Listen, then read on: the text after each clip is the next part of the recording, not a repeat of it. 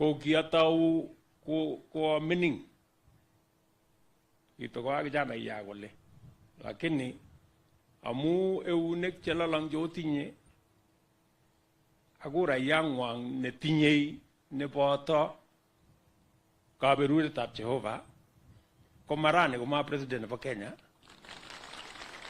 alejina kongoi mising oiso ang kagetchi amwale kongoi mising mami na tesene sire yoto alejina kongoi mising ako amu kikitau pamoja ako kiochamwa kin mchumbe nebo korani ko kosom netai ngele mi chito age nesome kochol neuin chebongutik nyo niki kansela nikinyo eng betusiek alak kisom une safari taman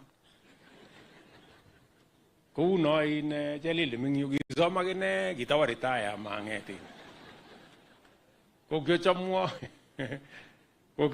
eng mchumbe nebo korani koboto nata akine kakiletab kei no tinye alen ara kikonyito bichu kokonon kole ki ko lazima akilchigei akine sikong'et simolilonjo olecho ole ang chichi kikikochi kaberuret ko Kilias ko maitita koni okere akilchinigei emet ongen ole mi kora chekikochi nafas nebo uongozi kwop kokuyet eng yo obal chebo wimet kolya komatokonakta oiso ko ko kingochamwo eba chichi makine oiso ongen ole ongen duk chekyai kaisai president nebo Kenya ngu ongen kasit nekiyochin kot kirach emet olin ipkotuyo ongen ole kasit kibelelit so ko Jehova nekiyai kasina ak sautik chekikono ak baraka nekikono nebo kurayang'wong netai alechini Jehova kongoi ak alecho kakikwek kongoi arais mkiwa wananilikuwa mjumbe na kupitia kwa baraka zenu ya kura zenu na maombi yenu nikapata nafasi hii ya kuwa kiongozi katika sehemu hii na pia kuwa kiongozi katika taifa letu ambayo tunapenda, taifa ya Kenya. Na nimekuja hapa tuombe tukianza mwaka huu wa 2024, hii mwaka ya 2024 ikiwa ni ile mwaka ambayo tulikubaliana Kenya itasonga mbele. Nimesikia kwa makini maneno ya shule hapo Ng'eny, mnataka niliwaambia nitawapatia basi mtatumana. Kuna maneno ya leo na mipango ya maendeleo.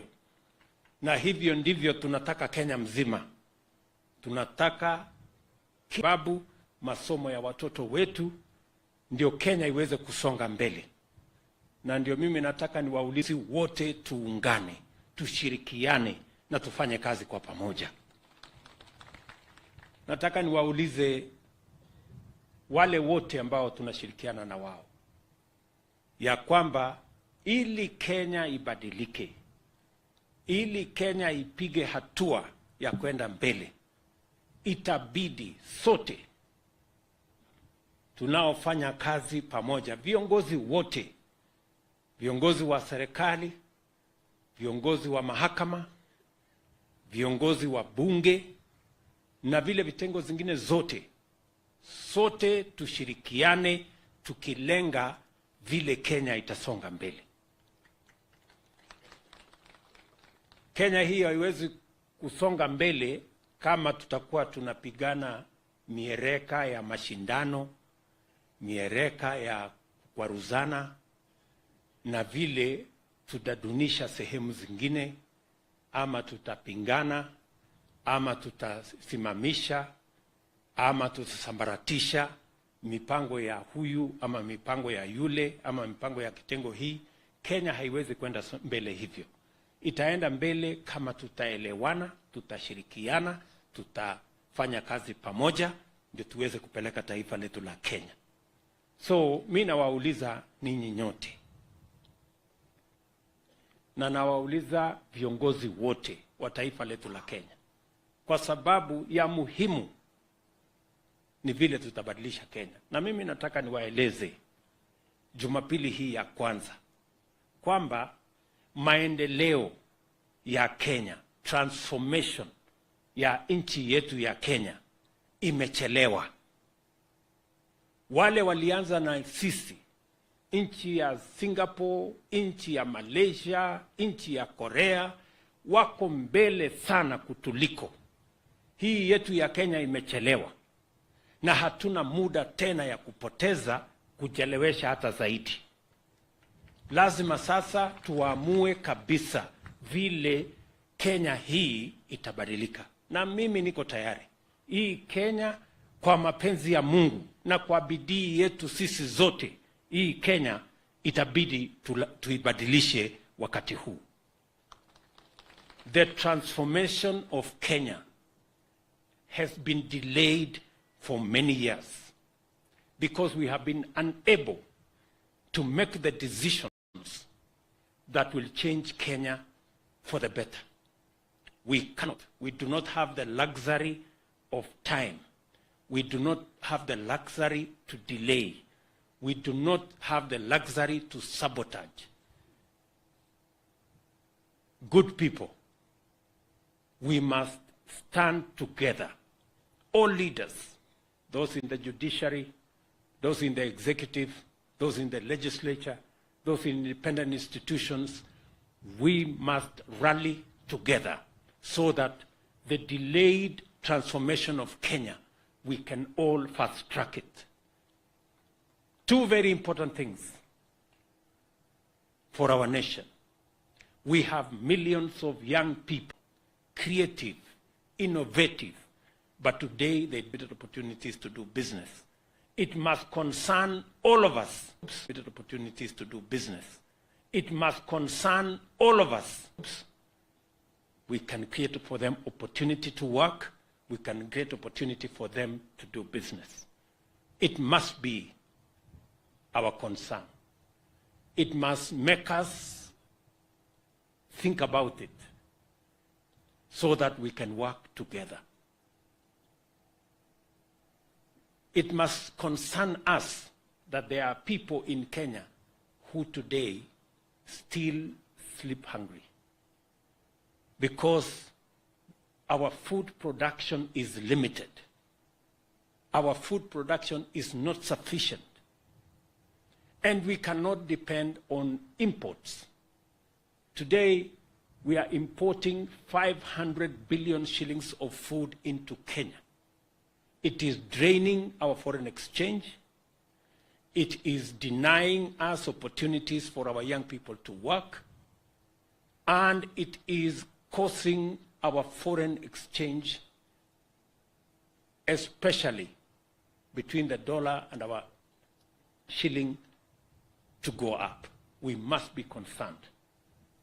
And therefore, I must ask all leaders, food security in Kenya, and we must make it possible for every citizen to go to hospital without selling their property and get treatment, even for chronic diseases like cancer. And therefore, we must work together. Ndio mimi nachukua nafasi hii Jumapili ya kwanza kuwauliza viongozi wote, tuache mashindano kati ya mahakama, executive na legislative, taifa ambayo sote tutajivunia na taifa ambayo haiwachi Wakenya wengine nyuma. Sote tuwe tunaendea pamoja. So nawauliza ninyi nyote, tuko sehemu hii, nitakuwa hapa, mambo ambayo yako hapa. Maneno ya kilimo ni maneno ya muhimu sana. Na kilimo ndio itatuhakikishia ya kwamba tutapata chakula katika taifa letu la Kenya bila ya kuagiza chakula kutoka nje. Tujue ya kwamba ile msaada tunapatia wakulima na mimi niliwaahidi wakati nilikuwa hapa ya kwamba hii maneno ya mbolea nitaishughulikia. Mbolea sasa ni shilingi 2,500 na vile mmeuliza, kufikia mwisho wa mwezi huu mbolea ya kutosha itakuwa katika stores zetu zote katika taifa la Kenya. Nyinyi wakulima mjipange, tutahakikisha kwamba kuna mbolea ya kutosha, na tumebadilisha. Hatutalete mbolea ile ambayo haitawapatia mapato ya kutosha. Tumesema tunalete sasa mbolea ambayo inatoshana. Kama ni wewe ni mkulima wa mahindi, kama ni wa kahawa, kama ni wa chai, kama ni wa ngano, tutakupatia mbolea ambayo inalingana na ile kilimo unafanya. Tumekubaliana vile vile na hawa magavana wetu ya kwamba mbolea ikifika huko kwa cereals watusaidie kupeleka karibu na wananchi. Na mimi nataka nishukuru wakulima ama county governments ambao wameshirikiana na sisi kuhakikisha kwamba kazi hiyo inafanyika. Ya pili, kwa mambo ya kilimo, pia wakulima wengi bado wanapata matatizo katika kugharamia mambo ya kilimo. Shirika letu la AFC pata nafuu kidogo, tutabadilisha budget kidogo ndio tuongeze pesa at least bilioni ingine 2 ama 3 kusaidia wakulima waweze kununua mbolea kupitia shirika la AFC. So wale mnakopanga pesa, wale mnakopa pesa kwa AFC, tutaongeza pesa huko ndio ipatikane pesa ya wakulima wetu kupata nafasi ya kuzalisha chakula. Chakula ipatikane kwa wingi ndio tuweze kuondoa aibu ya njaa na tupunguze pesa nyingi tunazotumia kuagiza chakula kutoka nje. Mumesikia nimesema tunatumia bilioni 500 kila mwaka kuagiza chakula kutoka wakulima wengine wa nchi zingine, na hapa nyumbani tunaweza kuzalisha hiyo chakula. Ya tatu, pia nimefurahi mumeongea juu ya mambo ya maji. Tumeweka mpango kamili kwa sababu 85% ya Kenya ni sehemu kame na sehemu arid and semi-arid.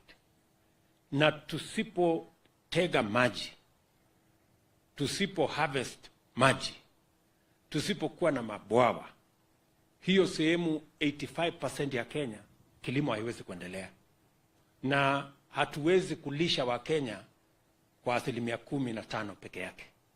We have to invest in water storage, we have to invest in water harvesting so that we can expand our agriculture towards irrigation, and that is the reason why we have a big program on dams, both for drinking, for livestock, and also for irrigation ya kuzalisha chakula.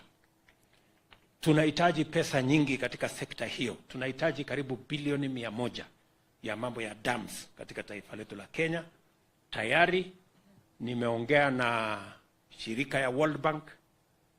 Tuko na mpango ambayo tunatengeneza na wao ili tuhakikisha kwamba Kenya isipate shida ya mambo ya chakula. The biggest danger we face as a nation is the danger of not being able to feed ourselves. It is the biggest shame that can befall us.